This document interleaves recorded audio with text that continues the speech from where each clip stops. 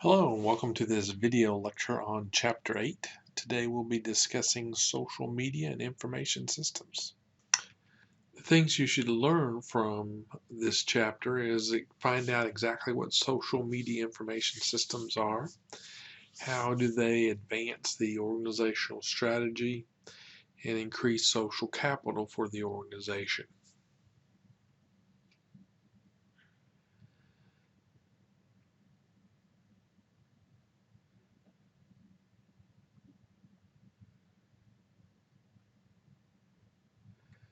We also want to discuss how social media can be used to earn revenue for an organization, and then some security concerns, and then where we might be going in terms of businesses and information systems with social media. So the question is, what exactly is social media? Many of you do social media. You probably have a good idea of what it is. And so with this chapter, there's some specific terminology that you need to understand when we're all talking about social media. This is what we mean. So it's where communities of practice go and discuss things. So usually it's with people that have a common interest, and so then what is it that we need from our IT folks in order to allow them to communicate with each other? So this is where the IT comes in to share this content among the networks of users. So now we have this concept called Social Media Information System, or SMIS. And so that's where we would share this content among those users. So you can have social media that's just internal to the organization. It doesn't necessarily have to be on the internet. So it could be on the internal network, if you will, of the organization. So they don't allow that to get outside of the business. So here we have a diagram of what exactly we mean by social media and how different disciplines contribute to that social media. So we can see how we've got computer science, sociology, psychology, org theory, marketing, and then MIS. It's the kind of the technical side behind the scenes. So to give you an idea of how persuasive social media is, we can see that from this chart here, we've got the number of Facebook users in the millions. So we're looking at 1.4 billion users. Google Plus, we can see what the US population is. Then there's LinkedIn, which is more for business contacts, Twitter, Instagram, and Pinterest. And these don't include some of the other different types of social media that people are using. And so from a business perspective, you need to be aware of what is the most often used type of social media. How might you use that for your business? And so what Fortune 500 companies have done, they maintain Twitter accounts. And so I think the numbers are about 77% of Fortune 500 companies have Twitter accounts. 70% of those have Facebook accounts, and then 69% also have YouTube accounts. And we don't even have YouTube listed on here. So when we look at SMIS, Social Media Information System, there's three roles. One is social media providers, and you're probably all familiar with them. Those are the people that are on the previous slide. And they're looking at attracting and targeting different demographic groups depending on what aspect of their different pages you're looking at, or who you've got linked to in your network. Then there's users. Users can be either individuals or organizations. And then there's communities. And those communities are made of people have the same interest and want to communicate with each other. And so it doesn't matter where you're located, so it transcends the geographical boundaries and organizational boundaries. So when we look at communities, you might think of them what we have here. And so here we have one community, this community A, and then how does that go into other communities? So if we have a user here, they might be part of community B and C. User 3, just community D. Community E then also has 4. The point being is that one user or a couple of users might be part of one community, but they're also stretch into other communities. And as you get out your message from a business perspective, you'll be reaching those communities as well if you've done your social media correctly. And so this also gets back to the value of a network. And so when we talk about networks, the value of a network is proportional to the number of members it is. So the more people that you can get to join your community, the more value that network adds, because then you're reaching more people and hopefully getting more sales or whatever it is that you want your users to do when they get to your social media site. So if you were to expand on this diagram and say look at these users connected to another community, then we might be able to see how we might use viral networking in order to get our message out. And so viral networking then is to be able to go from one community to another community and so on to spread that word as fast as we could. So on this slide, we're looking at the different types of providers. You know, the providers that you're familiar with, the Facebook, the Twitter, the LinkedIn, the Instagram, so on. Now they may charge you a fee. That doesn't seem to be working very good. People like free, and so they have to figure out another business model in order to make money. But there may be some social media sites that you have to pay that you want to join. But their content is going to have to be awful persuasive in order to get people to pay that money and join that social media provider. Now, if you're a large organization, you might use something like SharePoint, where you can share applications and links and any types of communications. This might include discussion boards, any kind of photo sharing, and so these companies that can afford this software become their own social media provider. So if we look at this social media information system, it has the same components as a regular information system. That is, we have hardware, software, data, procedures, and people. And so now you might think of these things a little differently in terms of hardware. Who's going to have that? The social media provider. The users are going to have their own hardware, and so they're going to connect out to the provider of the application. And so those are usually going to be housed on cloud-based servers, and they need to be able to accept any kind of computing device, whether that's a tablet, a desktop, or some kind of mobile device.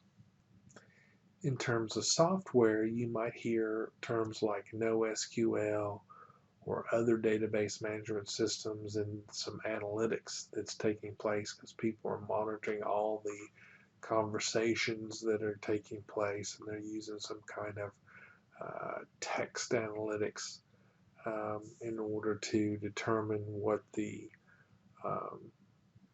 mood or sensitivity of some comment might be on that social media. In terms of data, you might hear the words, where are you storing that data, who's analyzing the data. They're also collecting the connection data. I was just reading this morning, Google puts out some information about mobile devices, and they just said that the average time for a website to load on a device on a phone is about 22 seconds, and that people kind of leave after 3 seconds if everything isn't downloaded yet. And so there's a big problem there for developers of trying to get people to come to their websites if it doesn't load fast. Then we have different procedures on how to use our applications. How do you send a message from one application to a user? If you're in Twitter, what's the proper way in order to find somebody or designate somebody? How to use hashtags, so on. So all those will be part of the procedures for that application that people would be using. And then finally, we have the people. So from the social media providers perspective, we're going to need people to run and maintain that hardware that they're using. They probably, if they're going to use cloud-based servers, they're going to need to know about the different types of databases and how to query those and how to get data out of that for people who are going to analyze that data. So from a business perspective, you have to think about how are you going to use social media information systems, or SMIS, and it's not free. And so things that you're going to have to pay for is the development, how you implement it, how you manage those networking procedures. Then you've got some direct labor costs of all the people that you're going to need to maintain that hardware. And then how are you going to use that? And so some data suggests that a lot of people use social media to recruit. You see it's up in the 90%. And then if they're recruiting, they've actually used it to hire. And so 70%, 73% here have hired using social media. So that brings about the flip side for you is that if companies are using social media to hire, they're also looking at your social media sites and trying to find out more about you before they'll ever extend an offer to you. So again, I'd be careful about what you put out there and make sure that it's all appropriate. It's not just for your LinkedIn site. If they can find something on you in Facebook or Twitter or Instagram, they're going to try and find that and try and determine whether you would be a good employee for them or not. So moving on to question 2, we want to ask, how does social media advance organizational strategy? So we understand that strategy determines your value chain, but now what value is social media going to be acting or offering into that value chain? So all along the way, you might have some kind of social media that's helping you with each portion of your value chain.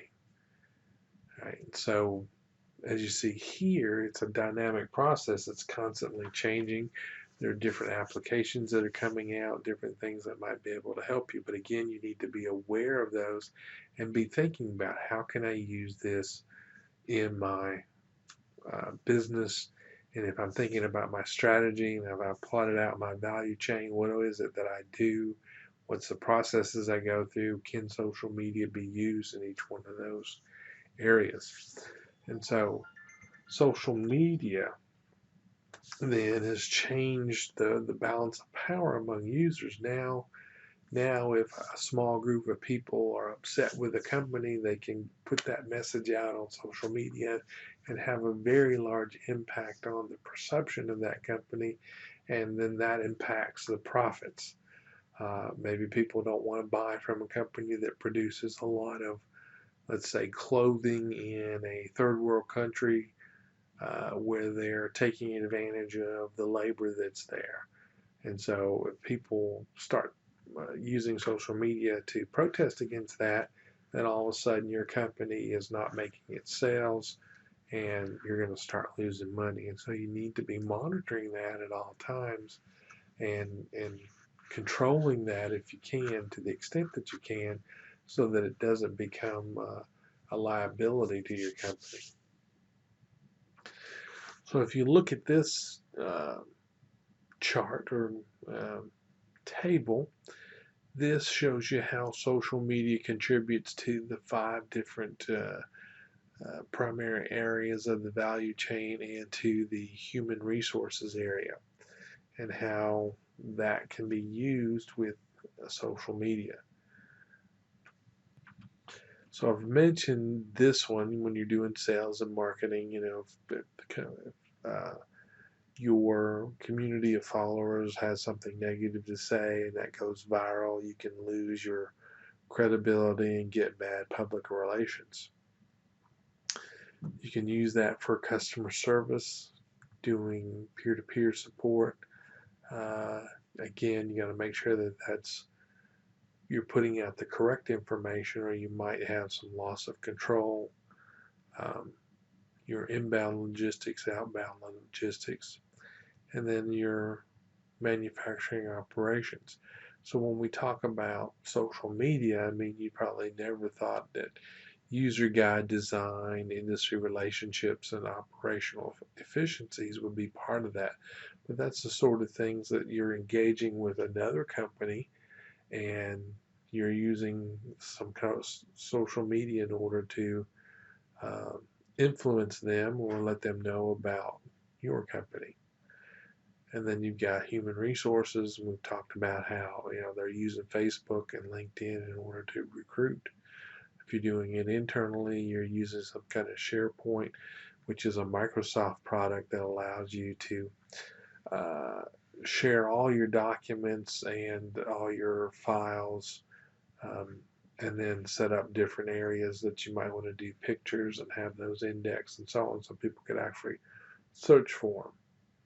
Okay, and then notice this last column where the risks are. If you're putting out any kind of bad information, then you run the risk of any kind of loss of credibility. So related to that is, how do you think about the value of your social media? And so social media has value in terms of the number of relationships and the strength of those relationships. And that's then related to the resources that are controlled.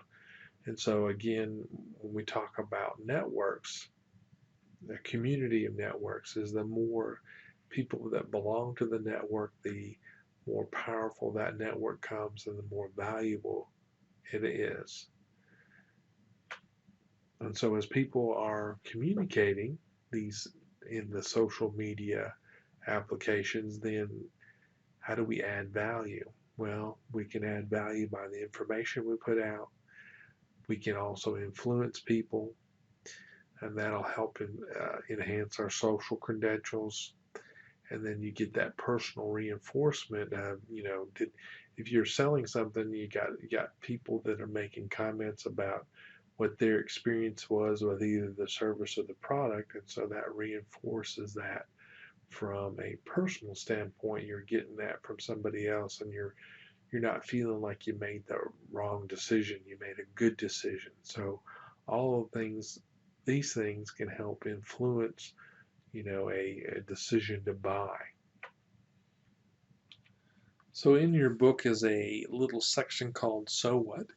And they do a little vignette on how Facebook for organizations, do you use that internally? And what other companies have done. And so they used an app that was developed by Salesforce.com called Chatter, and it allows them to connect employees and customers. And so they're getting that more personal relationship going. And the more, or I shouldn't say more, but the types of relationships you can establish with your customers, they feel a friendship, a loyalty. They're more likely to stay with you instead of going with somebody else. And so you want to use social media to foster those relationships.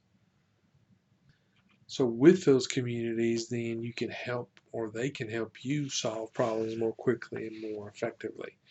And so you get that when companies use something like crowdsourcing in order to get people involved and come up with new ideas or help them solve a problem that they can't solve internally.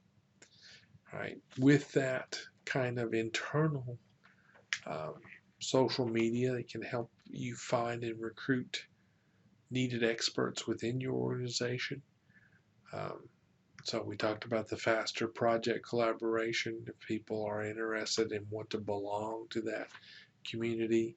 So social media isn't just something that you do when you get off of work. We can now use social media internal to the organization in order to help solve problems for the organization. So I'm going to take a pause or break here and break this video lecture up into different parts. And so when we come back, we'll start with answering question 3.